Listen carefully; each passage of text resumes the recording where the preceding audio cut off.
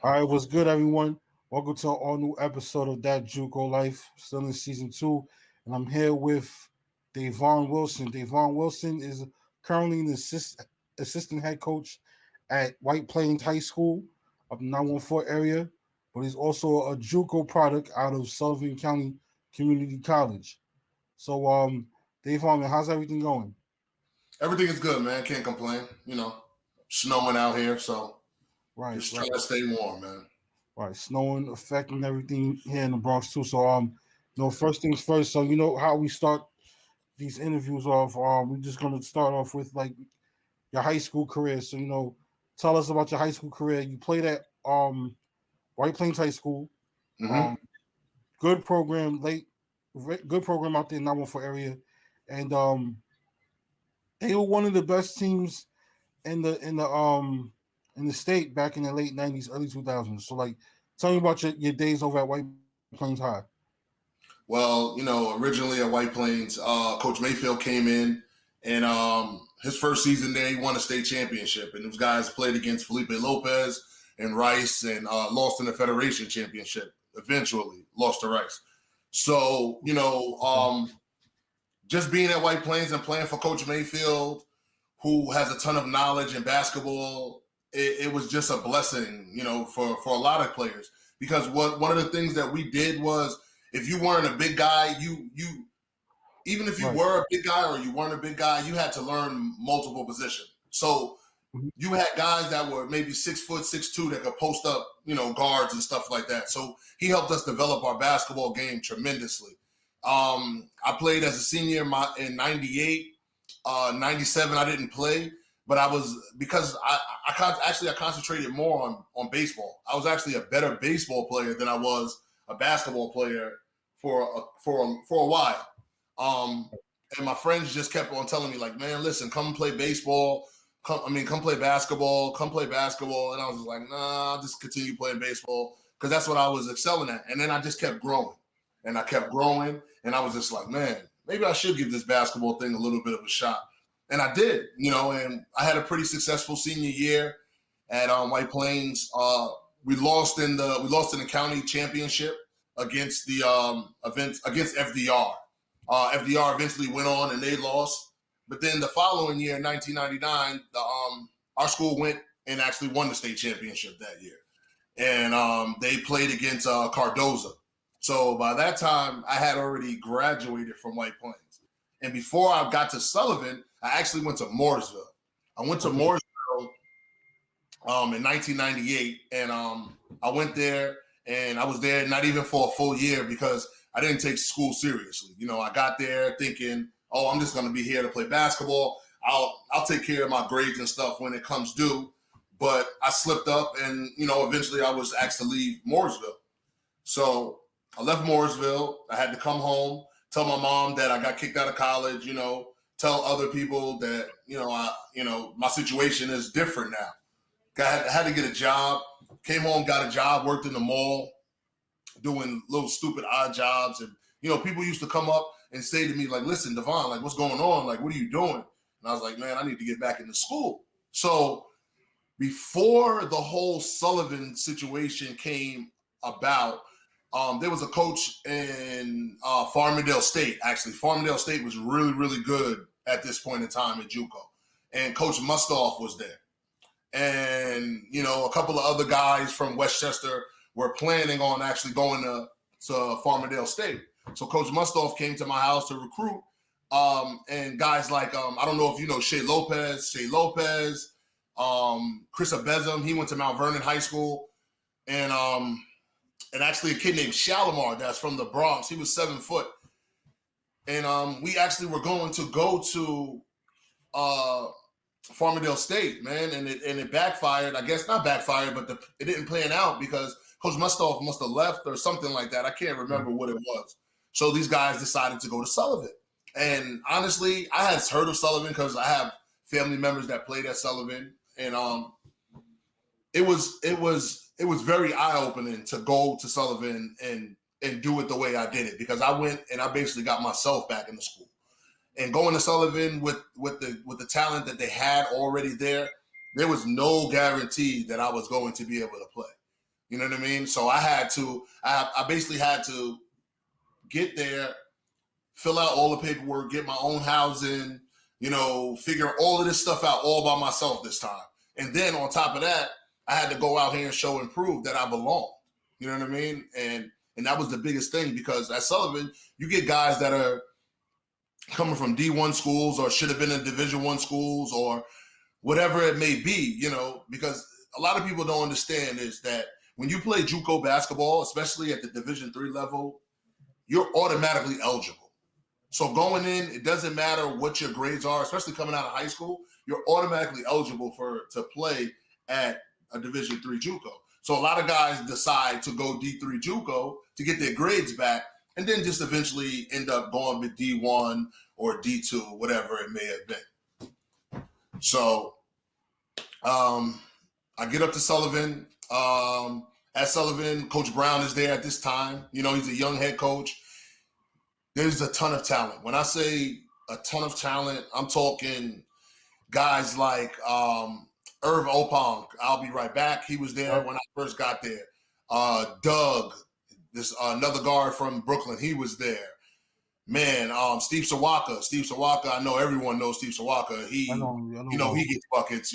Steve led the nation in 3-point shooting while he was at Sullivan County Community College.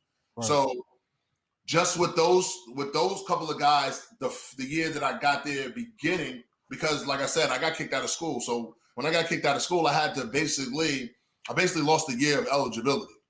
You know what I mean? Like I played for half a season, and because I played for half a season, I only had really 1 year to go. But my grades were so messed up, so I had to get my schooling right. So what I did was, before I played the 1 year that I played at Sullivan, I basically did a whole year of school not playing, just going to school and participating with the basketball team, traveling, practicing, and stuff like that.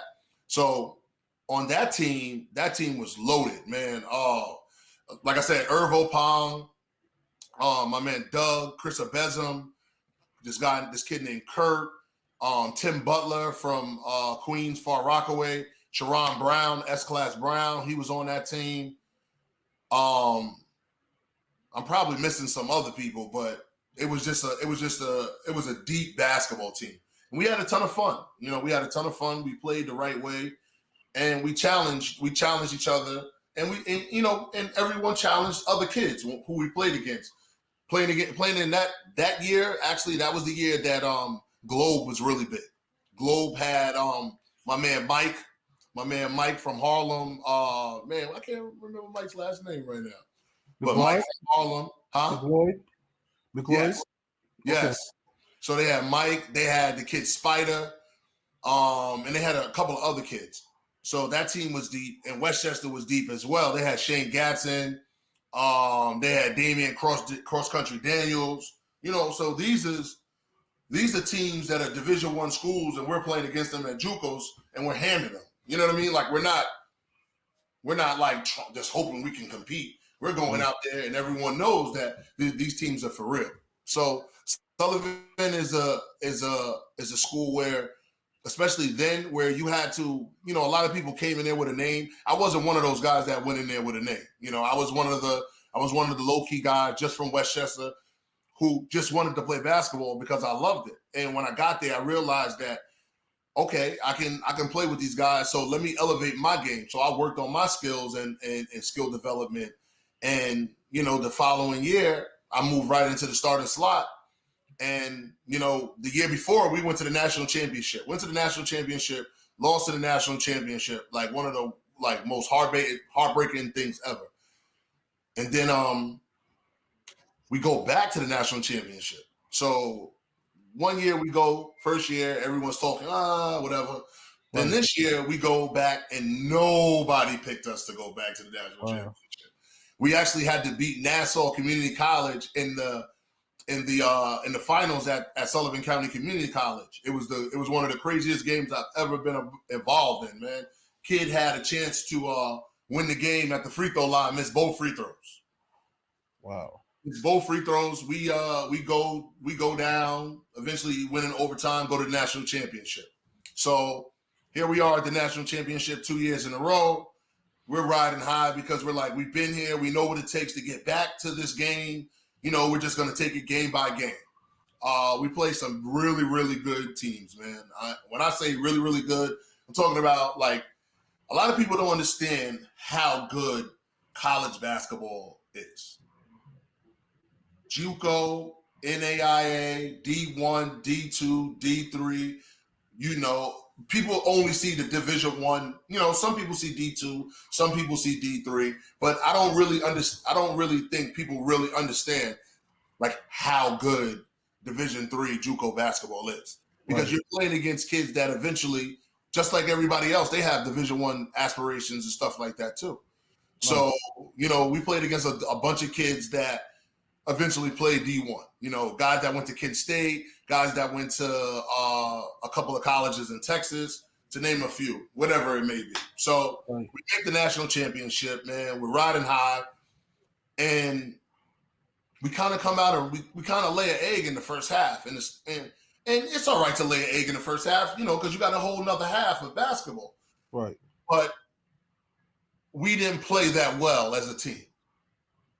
So we're down a lot, you know, and coach is just like, listen, man, Davon, if you get an open look, just let it fly. Because I guess, quote unquote, I was the 3-point specialist on the team.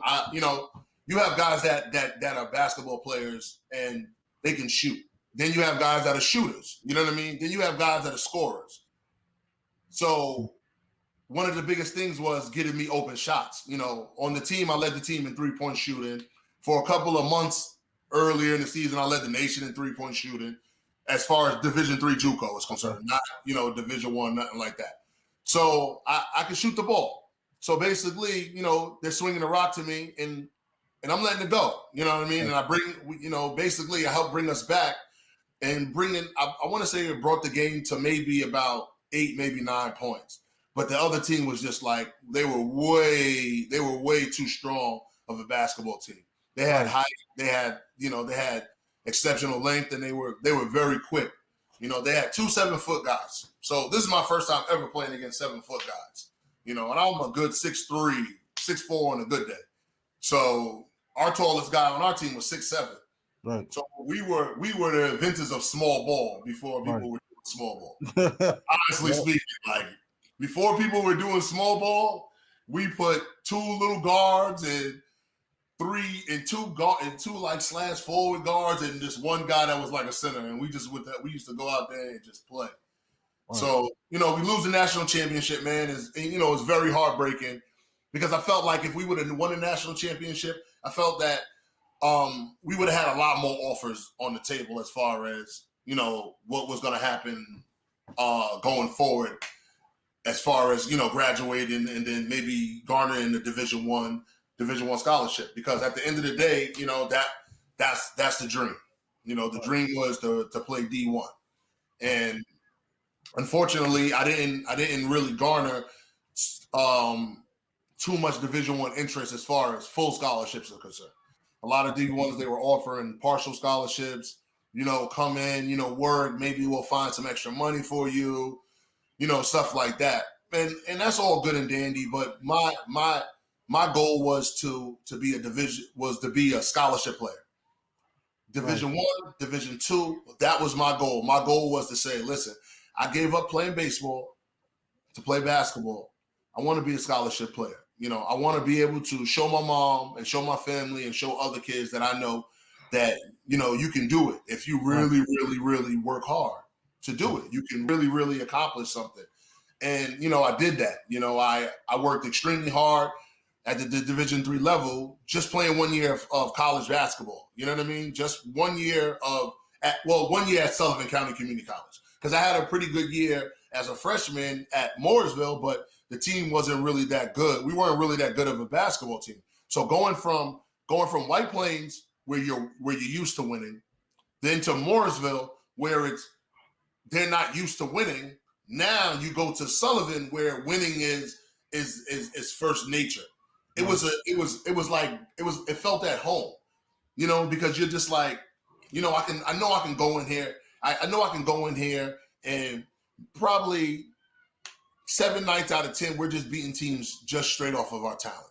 Not even just X's and O's of basketball. We're just more talented than you guys are. So, we can go out here and beat you. So went to a couple of showcases after the season was over. With a couple of our teammates, we went to visit different colleges, and eventually I signed a Division II scholarship to stay at home.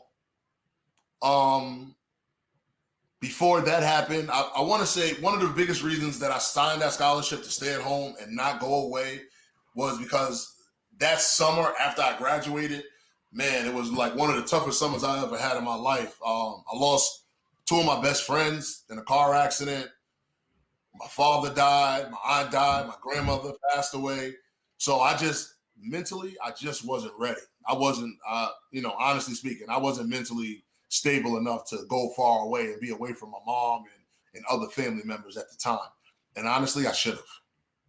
Right. I should have. So, that's just a little bit of the backstory from Sullivan. Just going to that school, all those guys that I went to school with, I keep up with today. You know what I mean? Like, we all talk, we have a group. These guys are, we're brothers, man. We're brothers. And that won't ever change. You know what I'm saying? That won't ever change. All right, cool. Great story, because you said a lot and answered some questions that I was gonna ask. And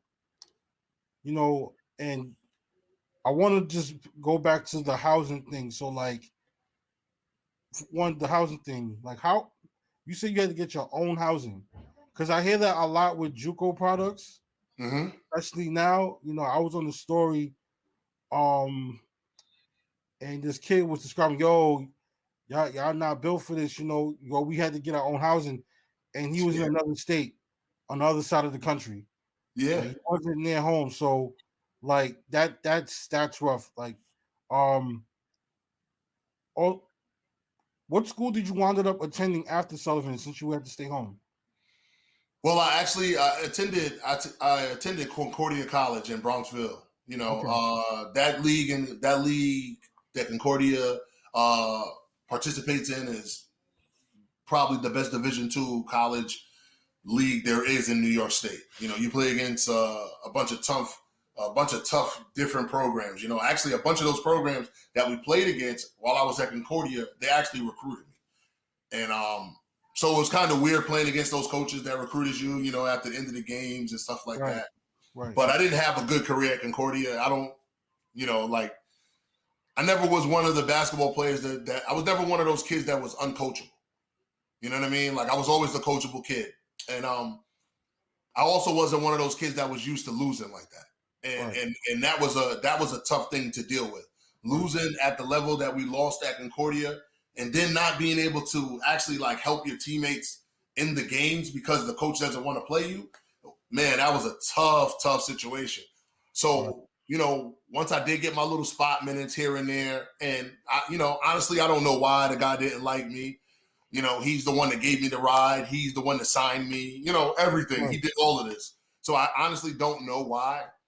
But, when I got my spot minutes, I did my thing. I did what I could to help the program. At the end of the day, even if you don't play, you still have to be ready to go. You know what I mean? Like, you have to always stay ready. Because even if the coach is going to put you in for 2 minutes, man, you better go in there for those 2 minutes and make those 2 minutes count. Because at the end of the day, some other coach might be paying attention to that. And that other coach is like, you know what? This kid is only getting 2 minutes, man. Maybe he's looking to transfer. And I had a ton of coaches. Listen, Davon, at the end of the year, if you're looking to transfer, give us a look, give us a holler, give us a look. So it was one of the toughest situations that I ever had to deal with as an athlete, not in life, but just as an athlete, as a student athlete, because I wasn't motivated. I had no motivation to do anything at that place. None.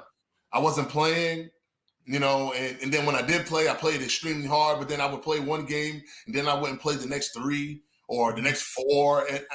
And no one could tell me why. The captains couldn't tell me why.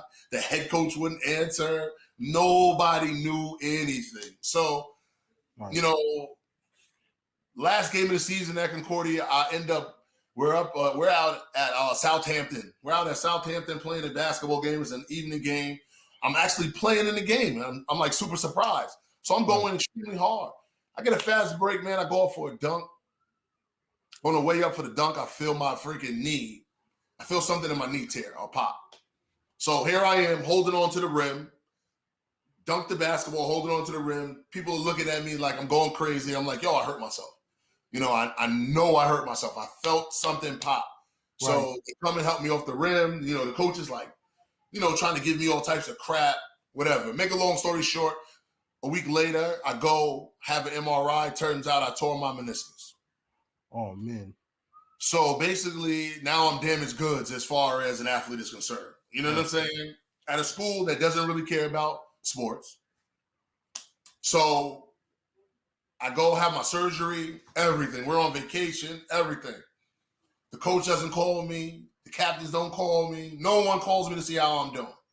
Oh, finally, someone hears from word of mouth from my friends, like, yo, Davon had surgery, yada, you know, whatever. So now I hear my phone going ringing off the hook. The head coach is calling me like, yo, what's going on? I'm like, man, what's going on is I tore my knee. I told you I tore my knee. You never reached back to find out what would happen and, you know, and stuff like that. So now I have to have surgery. But this is one of the problems when you have when you play in a basketball program where the head coach is a full-time employee at the school. That's a problem. So, you know, not knowing these things before I signed this deal, you know, before I signed the scholarship, you know, maybe if I knew these things before, it might have changed my outlook on whether or not I wanted to stay home and go to school at this place. Right. So tear my knee, I'm having this conversation with this dude. He's like nonchalant, like everything is going to be all right, whatever.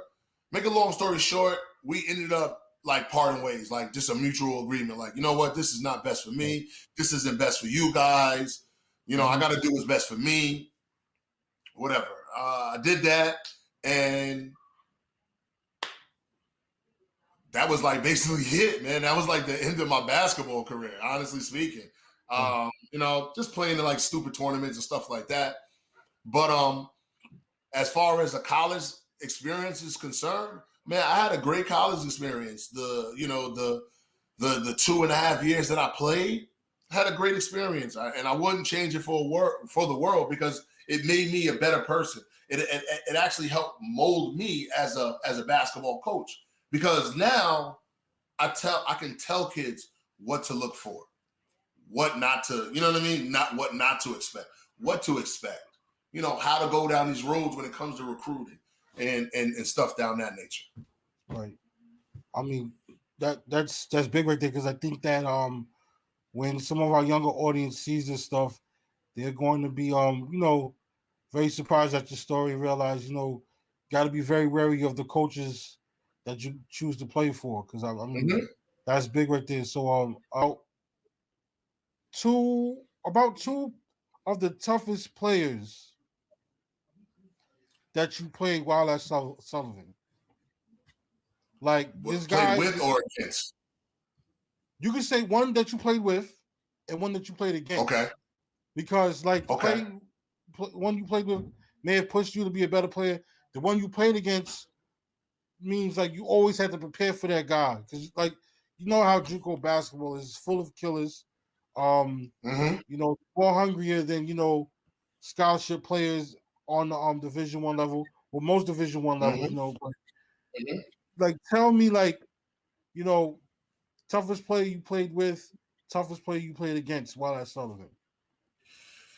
Right. Well, the toughest player we played against, I would say, was this guy that went to the College of DuPage. That was in Texas. The kid was like 6'9", built like LeBron, and this is like junior college level. When I say he dunked everything was a dunk. There was no layups. There was nothing. And we played against him in the national championship, man. And that kid I want to say he had about 25, 26, 27 points, but everything was a dunk. And that was the toughest. That was the toughest guard. That's the toughest player I've ever played against.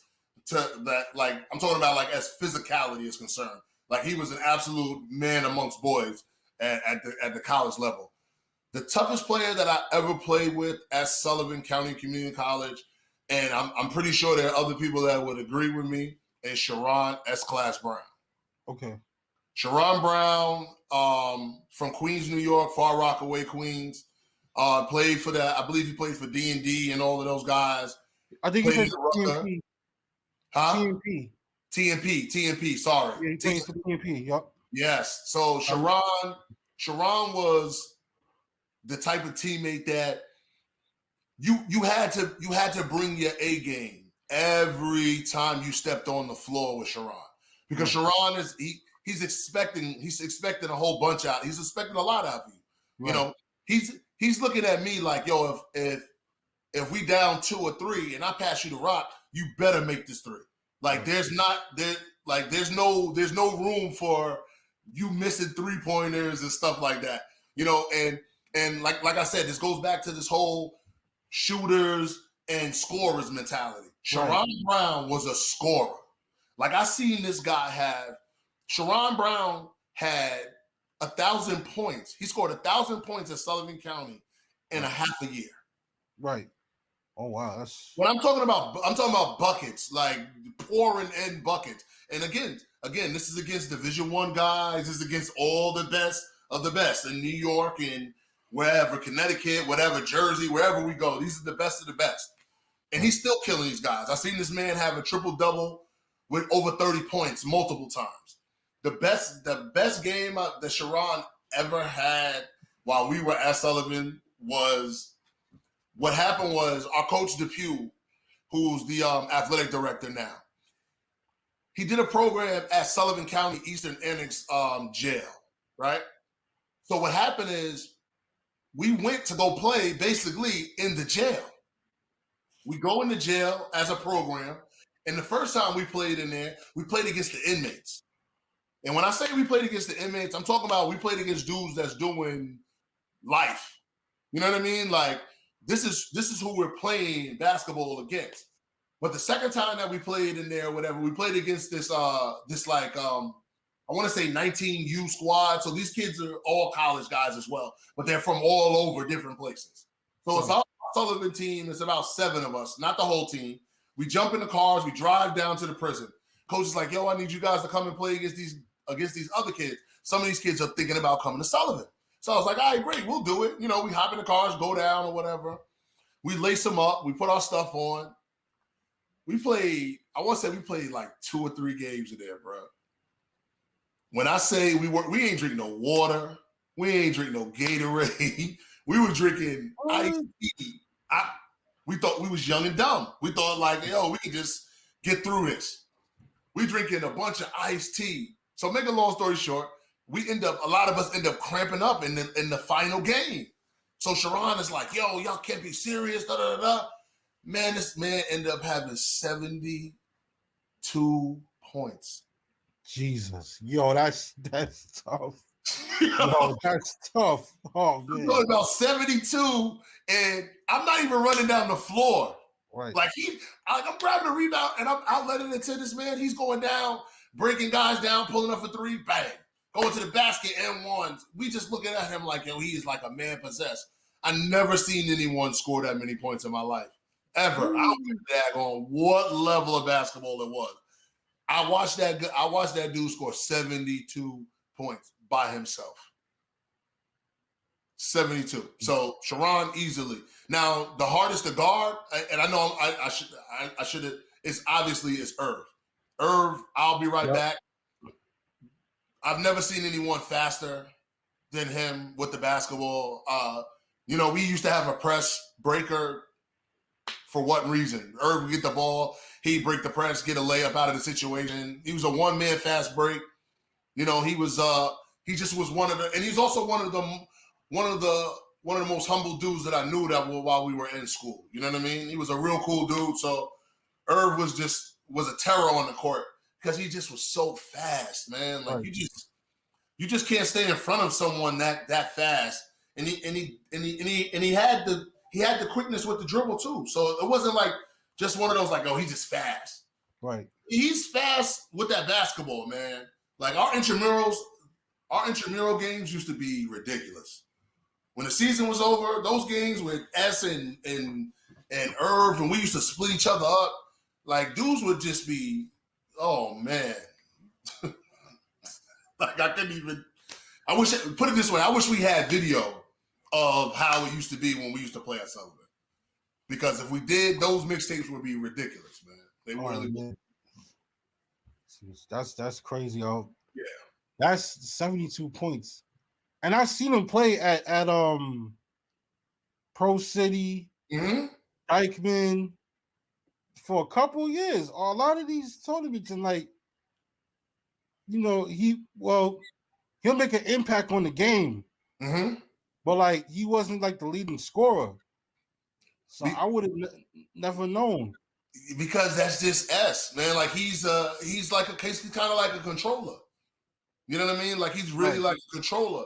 And back then, and it's not even like S ain't the fastest person. He ain't the most athletic person. Right. But the boy knows angles. And when you know angles as a basketball player, like that's why one of the reasons why Kevin Love is so successful. It's not because Kevin Love is so much faster than people, or we know he can shoot the three. It's when he gets in the post or when he's making his moves toward the basket, he's really good at angles. So when you're really good at angles and taking the right angles for finishing and stuff like that, you're like almost like super hard to guard, man. Well, like that's Kevin Durant. And Kevin Durant. Kevin Durant. Yeah, definitely. Like these dudes, they know angles, man. Like even like Julius Randle, he's flourishing. You know, Julius Randle doesn't play above the rim, but he knows angles. So he knows how to use his body and get around you to finish in certain angles that other people just can't do. So, and that's one of many reasons why I kind of cringe when people say that since he's been killing, they're asking what they can get from him. I mean, I think the question should be, what could you get to build around him? Who, Julius Randle? Yes. Yeah. Well, one of the biggest things about Julius Randle is this going to be a constant for him? You know what I mean? Like, you know how the NBA drafts? The NBA drafts these young guys off of potential. Right. What can you do for me in 3 years? Like that 1 year right before your contract or is about to expire, like, are you a piece that we can really, really use? And Julius Randle just had to find his footing, man. And he found his footing right now. You know, he knows his role. He understands what he has to do for that team. And he's flourishing. I just hope that he continues. I'm not a Knicks fan, so I could really care less. Yeah, I know. Like, I'm a Bulls fan. I'll always be a Bulls fan. So, yeah. You know what I mean? Like, and as a Bulls fan, being able to have so many guys from Westchester play for the Bulls, it was just like the best thing ever. You know, you got the Ben Gordons, who I played against in high school, Elton Brand, who I played against in high school. You know, Elton Brand, when I was in high school, Elton Brand broke the glass on one of our centers, like in a scrimmage. Full court, brought it down, shattered the glass with 2 hands. Like, so I done seen some real, like, I want to say in high school, the best player that I ever played against in high school on the basketball court was Tim Thomas. Tim Thomas was an absolute monster on the basketball court. And this is when he was at St. Anthony's with Shaq, with the big dude, with the center Moore, who was a 7-foot dude. And they also had the guard, the left-handed guard. I can't remember his name, but he ended up going to Georgetown and was a killer. So those teams, like, we played in the Metro Classic in high school. You know what I mean? In high school, we was the Westchester school coming from Westchester, going to Jersey and playing against all these top Jersey schools. Because one of the biggest things as far as like White Plains is concerned is, you know, we a small city in Westchester. You know, you got White Plains, you got Mount Vernon, and you got New Rochelle. Then you have this huge city of Yonkers. And I'm gonna tell you right now, if Yonkers was to say, you know what, we're gonna put one school together and compete, the whole state of New York would have a problem on their hands because of the size of Yonkers and all the talent that is out there. but they're all just, they're all discombobulated. This side don't like that side, stuff like that. So Coach Mayfield, who was an NBA scout for about 24, 25 years, he was an NBA scout for the Utah Jazz. Right. So the majority of our basketball knowledge and IQ comes from all his NBA knowledge. Right. We've been doing NBA knowledge, terminology, and stuff since 1994 when he first got there. Right. So we, as basketball players, one of the things that White Plains, we strive in is when we do go to college, when guys do go to college, they're ready.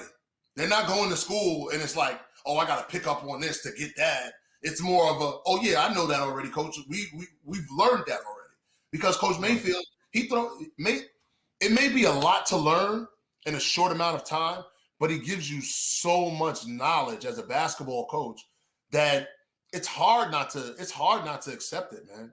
Like it's really hard not to accept all this knowledge that he brings to the table, and even as a coach now, man, I'm just blessed to be able to learn from a coach like that.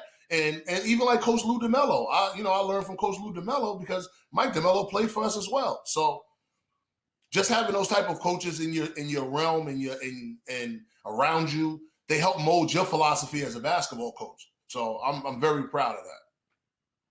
All right. Dope, man. Nice gems right there about playing in Westchester. Now you said you played against Tim Thomas, right? Yeah, man. I didn't know he played at St. Anthony's. I thought he played at Patterson Catholic. I'm sorry, it's Patterson Catholic. Patterson. It was what's homeboy's name? I cannot think of his name right now. But he went to Patterson Catholic with Tim Thomas and Josh Moore. That was the big guy's name. Josh Moore was a 7-footer. Man, this guy was left-handed. He was so tough. And they actually did like an article about this guy a couple of years ago, and I can't remember his name right now. That was so long ago. But yeah, that was the Metro Classic. And you would go out there and you play against all those Jersey schools and all the schools from the Tri-State County and stuff like that. Just to see how you fare against them. So, that was the stuff. That's what we look forward to as far as like summertime ball. Before I didn't know about AAU. I knew you get with your schools and you go to these big tournaments with your schools and you playing against the top kids from all over the place. Right. Yeah. All right. Sounds good. So we just about to wrap things up. I think this a lot of good insight. This is a good stories that you shared about your experience in college. You know what I'm saying? Like always good to get some unique stories, playing in the prisons. Sure. That's what people want to like that. People, as class, the stuff that you went through. This is very good. So, just to wrap things up, what are some advice that you would like to give to your to the youth right now, because they're going through tough times right now. News just came in that the NCAA is extending the dead period to May 31st. Mm-hmm. I know your guys are playing basketball now because Cuomo approved higher sports. Mm-hmm. But here in the 5 boroughs, we're being left in the cold by the mayor's office and the Department of Health.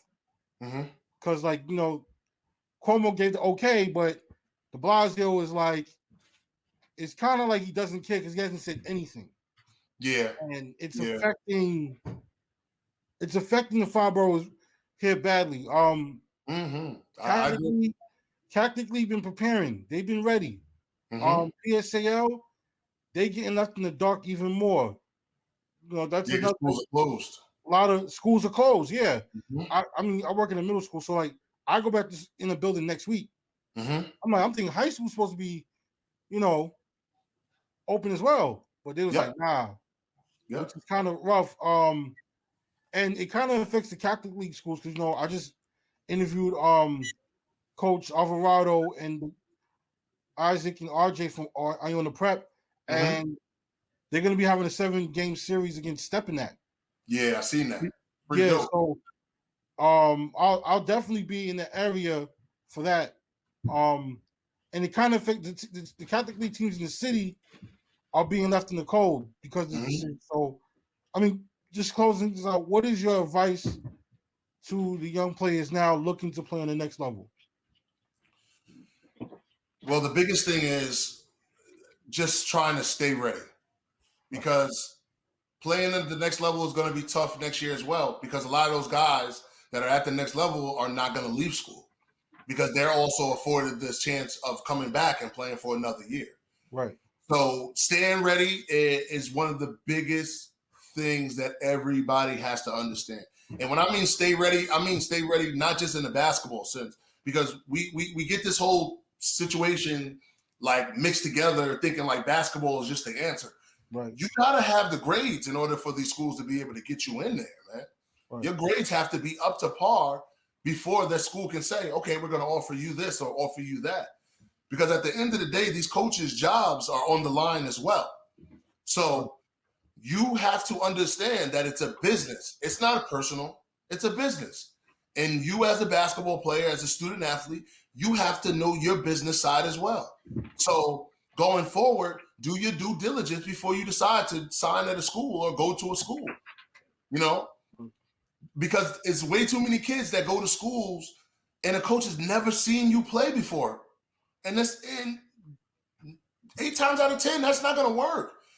So if you're going to go to a school, make sure that coach sees some tape of you play, not just off the word of mouth of because your man knows this coach or your man knows that coach. Right.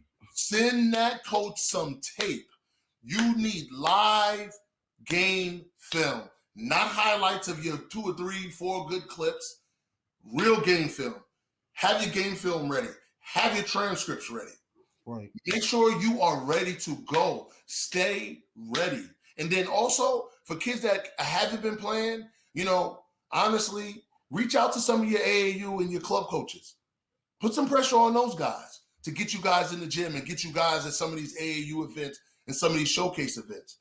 You know what I mean? Because honestly, that's what we're going to do. We're going to take the young kids and we're going to showcase them to college coaches, man. If it's 5 coaches in front of, if they play in front of 5 coaches, guess what? That's 5 more coaches than they played in front of last week. So stay ready. Stay ready. Have your stuff ready. Even if you got to get your transcripts, keep your transcripts. Have all things ready and on deck so that if a coach says, yo, listen, Davon, you got your transcript, I got everything ready for you.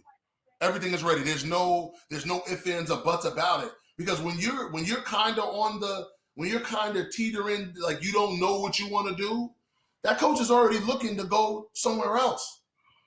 He's already looking. They're already looking to go on to the next person, man. So if you're ready and you're serious about it, then they'll be serious with you as well. Right. But just stay ready, man. That's my biggest thing is to always be ready.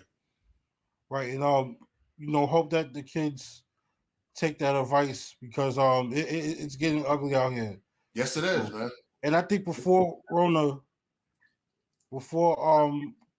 hit, I think kids kind of missed how recruiting is in college, where high school kids are not really at the high priority list, even before Corona hit. It's basically the grad transfers, then JUCOs, then post grads, and high school comes last, unless a few situations where one. It's a rebuilding program, and they started from scratch. And you get that opportunity to be part of a rebuilding program, new coach, new everything, and or 2, you are you're basically an NBA ready prospect coming out of high school, and you just want to do that 1 year or 2 years and whatnot. Yeah, one and done. Yeah, one and done. Another thing, I don't mean to cut you off. Go ahead. Kids also got to understand, and I don't care what nobody says, and you probably heard this 1,000 times, but it rings true. You play where you are recruited. If a Division II or Division III school is recruiting you, and you don't have no D1s, and not a D1 coach has reached out, go and play where you're recruited at.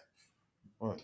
At the end of the day, good basketball players, great basketball players, you get found. You get found. So if you're a kid, and coaches talk, honestly speaking, that's one of the biggest things that kids don't understand. Because you may be a kid that can't play in this program, but you can play in that other coach's program. So that coach is telling this coach, listen, man, he may not be able to play for us, but I know he would be a gem in your program. Right. So don't think that coaches don't talk to each other about kids, even in the same conference. Right. Even in the same conference. Because once you get recruited by one school in that conference, those other schools are going to start coming to look at you and see what the heck is going on and why they're going so hard.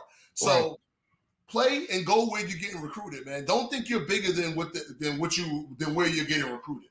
Unless you are just this 5-star recruit kid and just times have just been hard on you. You know what I mean?